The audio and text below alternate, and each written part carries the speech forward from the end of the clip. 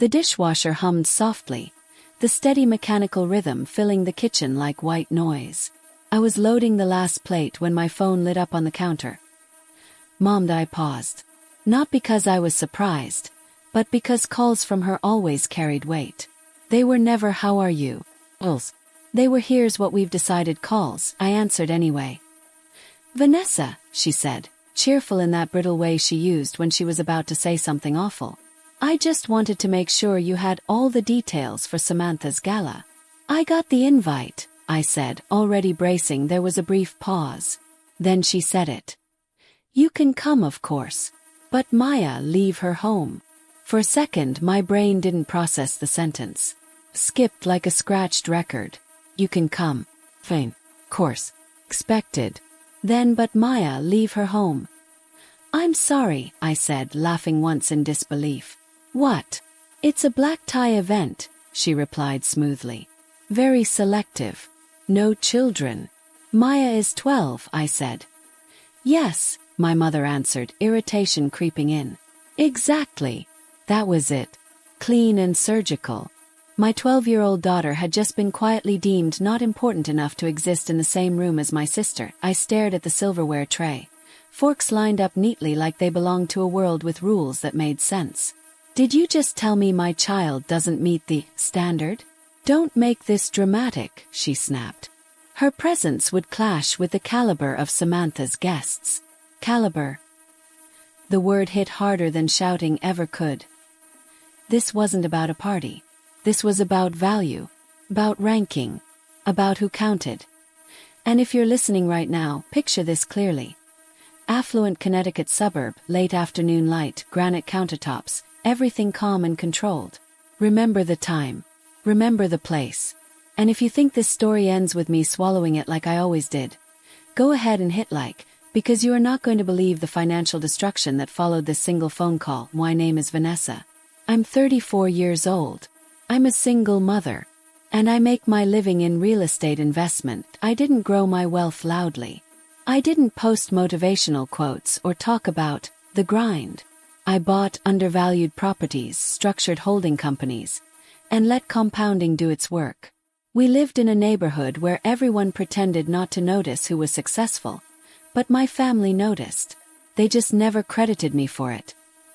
That spotlight belonged to my older sister Samantha, the golden child, the one whose failures were framed as bold risks, and whose minor achievements were announced like national holidays. I was the opposite, the scapegoat, the one who worked silently while everyone else demanded applause. And then there was Maya, 12 years old, tall for her age, long limbs, observant eyes, emotionally perceptive in a way that sometimes scared me. Straight-A student, quietly brilliant, the kind of child who noticed shifts in tone and absorbed meaning from what wasn't said. The gala was for Samantha, an honorary recognition event, whatever that meant. 200 guests, black tie, exclusive venue with a waiting list longer than most careers. And apparently, a VIP circle so fragile that a 12-year-old girl would contaminate it. "Don't make a scene, Vanessa," my mother added. "Just bring a generous gift and leave the drama at home." What she didn't know, what she couldn't see, was Maya standing in the hallway behind me. She wasn't wearing her earbuds. She heard everything. When I hung up, she was already there, leaning against the doorframe, her face calm in a way that broke my heart. "I'm not invited, am I?" she asked. I felt something tighten in my chest. "It's boring," I said too fast. "Just old people talking about themselves." She shook her head gently. "You don't have to lie. I heard Grandma Linda." Silence stretched between us, then she asked softly, "What is a caliber, Mom?" I crouched down in front of her. "It's a faulty ruler," I said. "Some people use broken tools to measure others. It doesn't mean anything about you." She nodded, absorbing that. Then she straightened her shoulders. Small but straight. "Okay." As she walked back to her room, the fury ignited. Not explosive. Controlled. Focused. Because what my family forgot, what they counted on me forgetting, was history. 5 years earlier, my parents had lost their entire retirement in a catastrophic investment. The house was days from foreclosure. Their future collapsed overnight. I stepped in that I bought their home outright. Established a family living trust. The deeds sat in one of my holding companies. Not their names. They lived rent-free. Monthly allowance. 2 secondary credit cards. Country club membership preserved. The illusion of wealth carefully maintained. Samantha loved telling people about our prime real estate assets. They all assumed I did it out of obligation. The truth, I did it for leverage. A checkmate piece I never thought I'd need that I picked up my phone again. This time I called Owen, my ex-husband, financial analyst, one of the few people who knew exactly how my structures worked. I need to run an extreme scenario, I said when he answered. And I need an exit strategy. There was a pause. Then quietly. After everything you've done for them, how can they treat Maya like that? I'm not calling for therapy, I said. I'm calling for strategy. Owen exhaled. Then yes, you have options. Gross misconduct clause. Emotional abuse provisions. You could dissolve the trust. Revoke occupancy. Recall all credit facilities. That would mean selling the house right out from under them, he said carefully. They used that safety net to hang my child, I replied. I'm done being the bigger person. The shift happened right there. I stopped being the protector. I became the enforcer. Saturday evening. That was the timeline. The next insult arrived 2 days later. A heavy cream envelope sat on my entryway table. Thick paper. Gold foil embossing. Expensive enough to feel insulting just a touch inside. Ms. Vanessa only +1. No Maya. Official confirmation. My daughter had been deliberately erased. I dropped the invitation onto the mahogany table. It landed with a dull, expensive thud. Then Instagram lit up Samantha in a navy blue gown, photoshopped into perfection. Dressing for my destiny. VIP only. Drone footage of the venue. Fairy lights. Panoramic terrace. Exclusivity is earned. The velvet case under a spotlight. The award staged like a crown. The message was clear. Untouchable class. Then the group text came. Not the family chat. Curated audience. Distant cousins.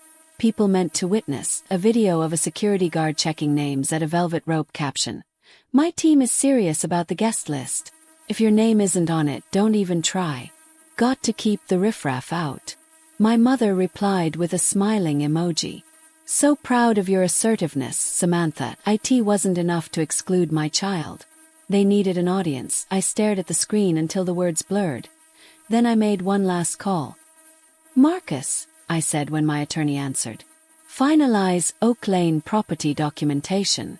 Prepare all trust dissolution filings. I want every credit card limit detailed. Friday morning. Delivery Saturday evening. There was a pause. That's a 7-figure liquidation, he said. They've publicly and repeatedly defamed my minor child, I replied. This isn't emotion.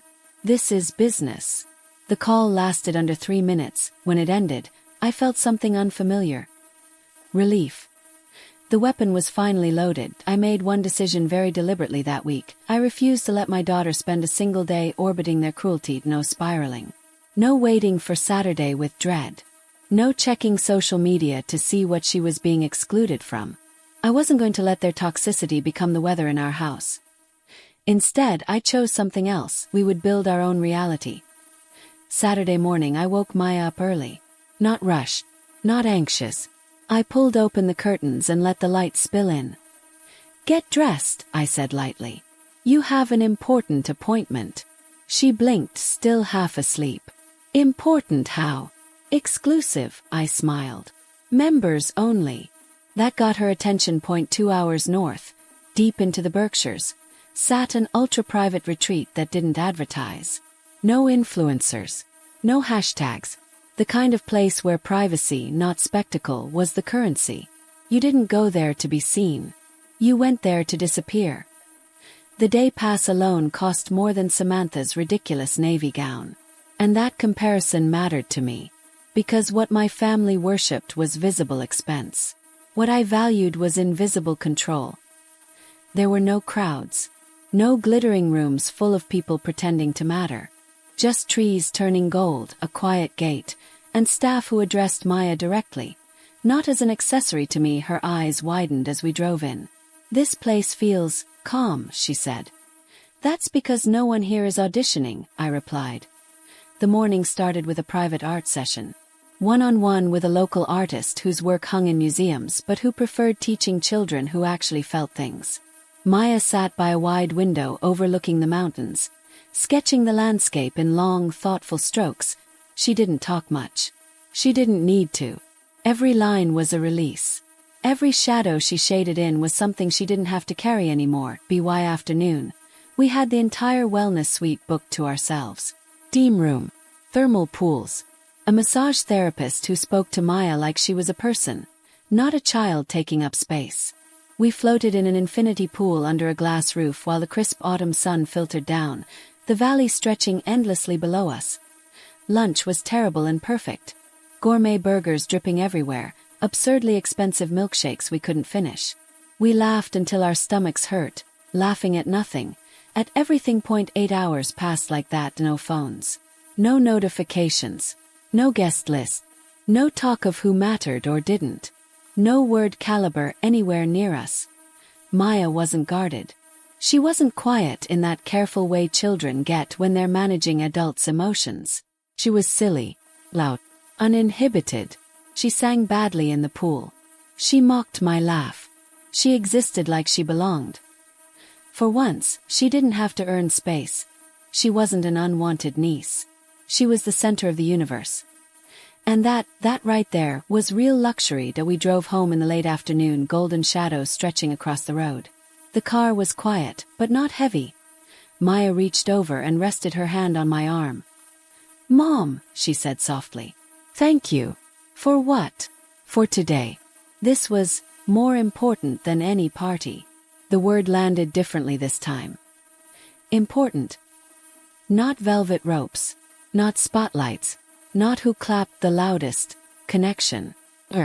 Love that didn't require performance. I smiled, because she had already redefined it.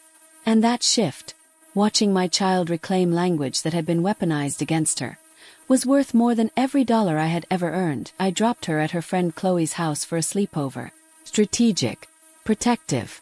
Miles away from what was about to happen. By the time I checked the clock, it was 6:45 p.m. The gala had ended. I knew the routine. After the applause, after the photos, after the curated perfection, my family always gathered privately at Oak Lane. Drinks. Congratulating themselves. Replaying moments like trophies. T 7:30 p.m.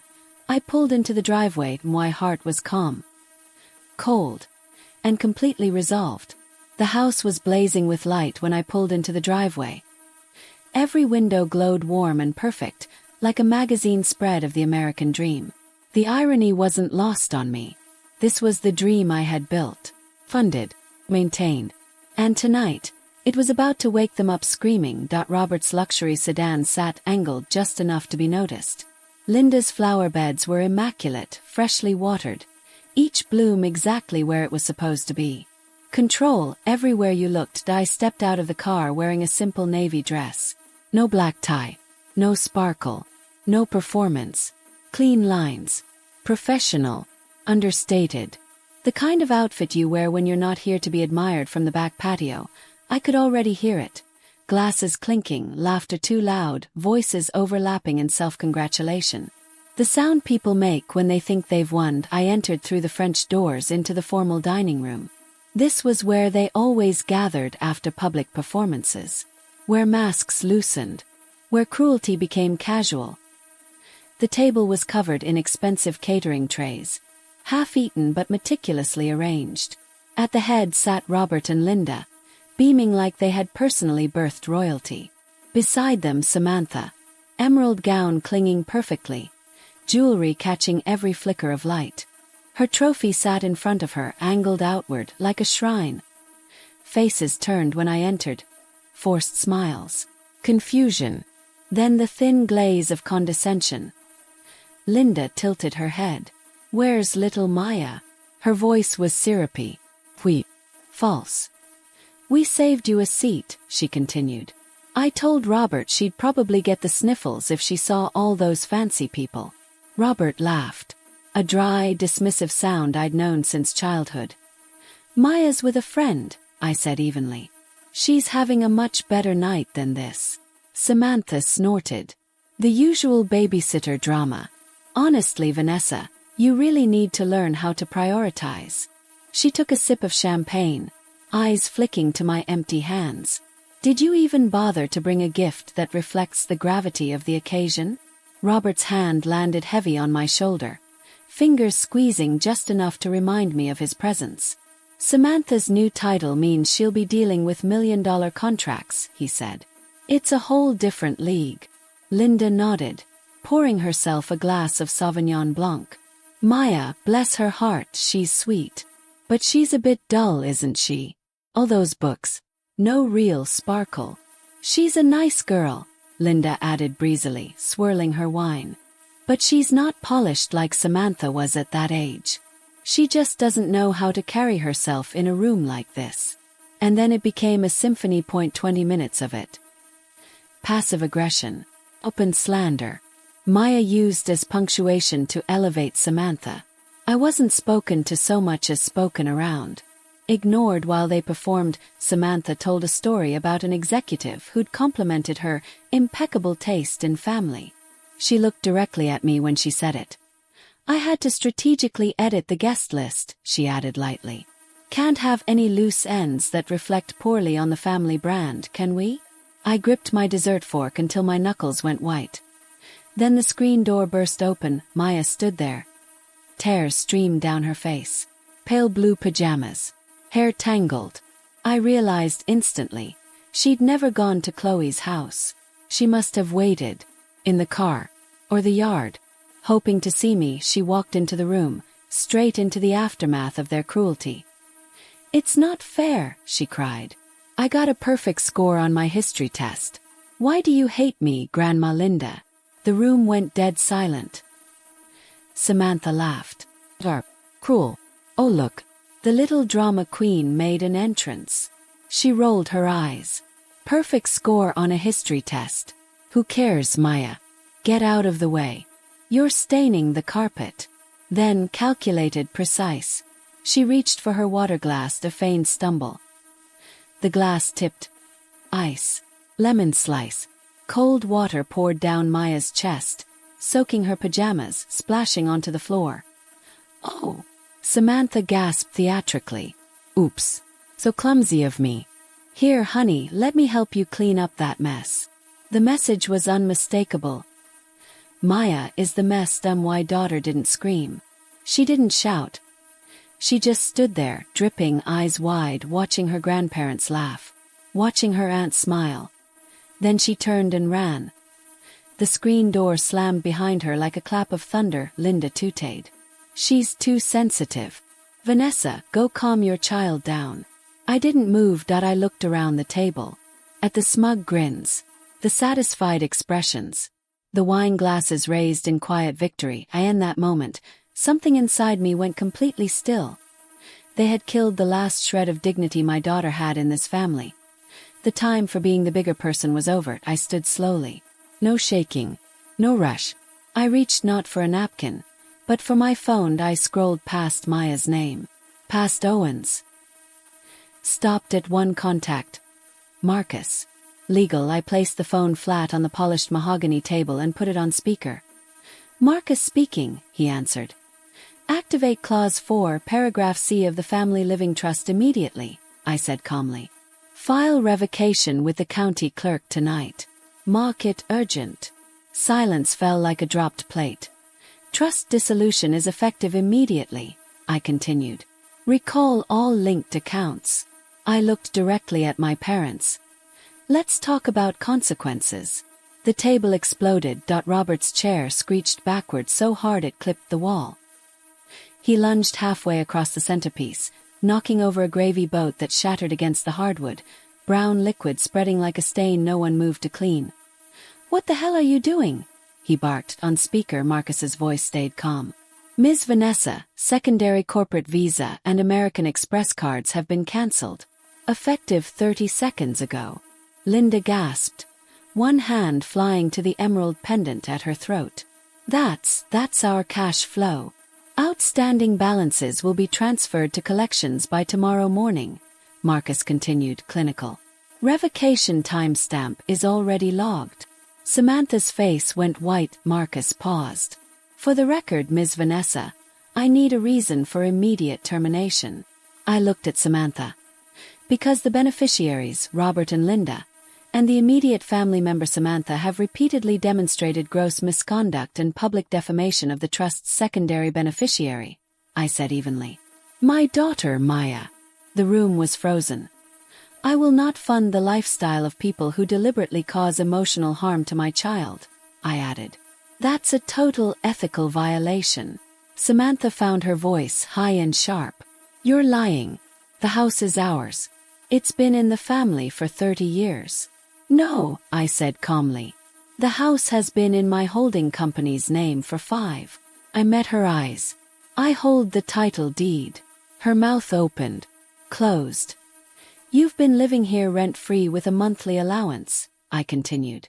Because I chose to extend you charity. That trust no longer exists. Marcus confirmed it aloud. Trust dissolution finalized. Linda let out a sound somewhere between a scream and a sob. Electronic revocation of occupancy is complete, Marcus said. Notice to vacate will be delivered to Linda's personal email within 60 seconds. 48 hours to vacate before locks are changed. Robert rounded on me. You planned this. You were just waiting. You kept this a secret.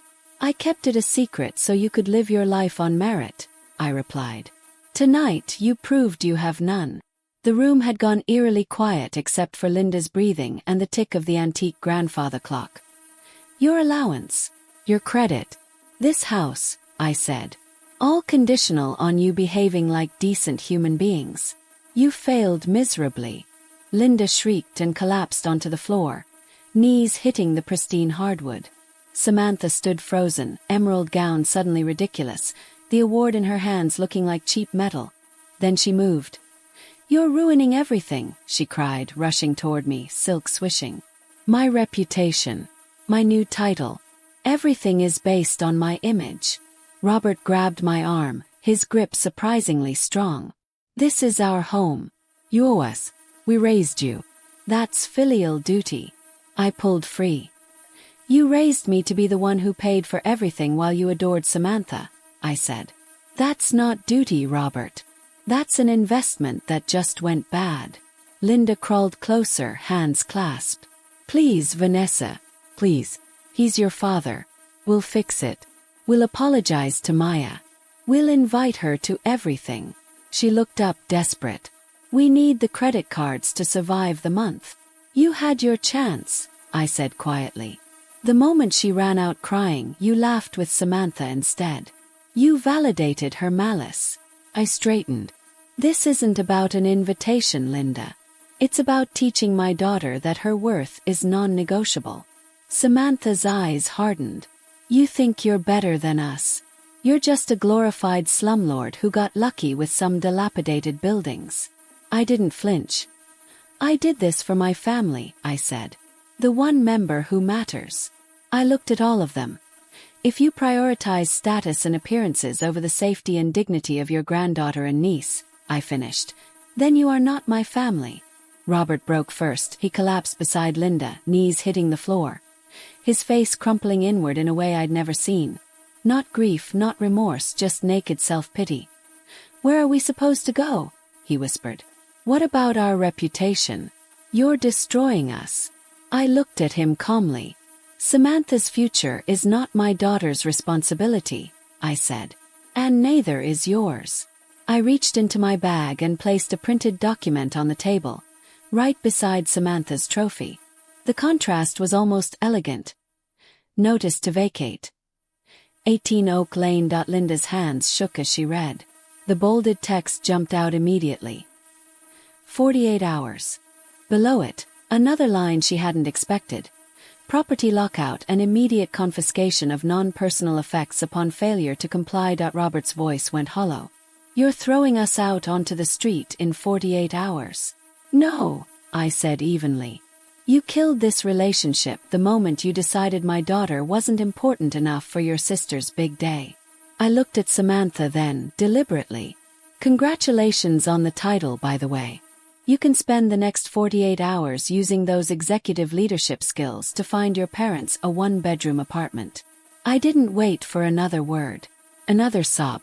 Another attempt to bargain. I walked past the wreckage of their precious evening.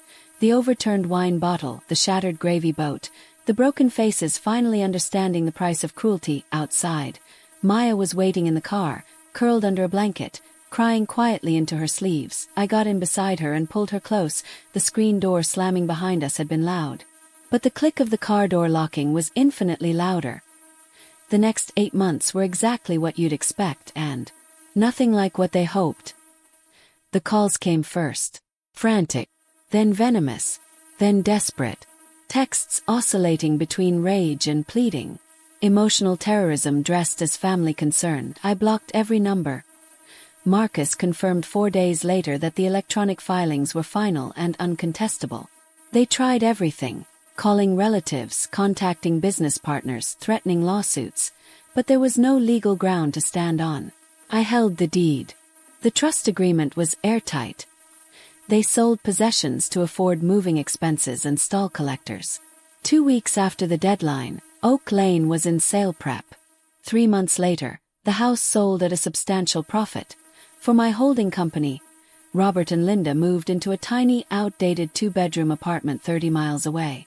The country club revoked their membership. The luxury sedan was sold. The illusion they'd curated for decades evaporated completely. Samantha's fall was quieter. And worse, word spread that her sister had seized the family home and cut off her parents. Sponsors grew wary. 6 weeks later, she was quietly asked to resign. Her marriage, built on perceived status and inherited security, fractured almost immediately. Her final contact was a single email, blaming me for ruining her destiny. I deleted it without opening the attachment. Family dinners stopped. No one showed up when Linda tried to resurrect them in spring. Without money or proximity to power, they were no longer gatekeepers, just liabilities. And Maya? She flourished. Owen reminded me often that I had done the only thing a good mother could do. Maya started therapy, processing years of subtle neglect and one moment of brutal clarity. She made the honor roll every semester. That fall, she was accepted into a highly selective arts magnet school. She never once asked about her grandparents. Or Samantha. They had already become relics of a past life. One cool October evening, we sat on the back patio with takeout, the air clean and quiet. "I'm glad we don't have to pretend anymore," Maya said. "Pretend what?" I asked. "That they actually cared." She thought for a moment, then added, "It's easier when people show you who they really are. You stop wasting time hoping they'll change." She looked at me. "You taught me that my value isn't up for negotiation, even with family." Then she smiled, small and sure. "I have you, Mom. And I have Owen. That's enough family for me." And for the first time in a long time I knew without question that it was.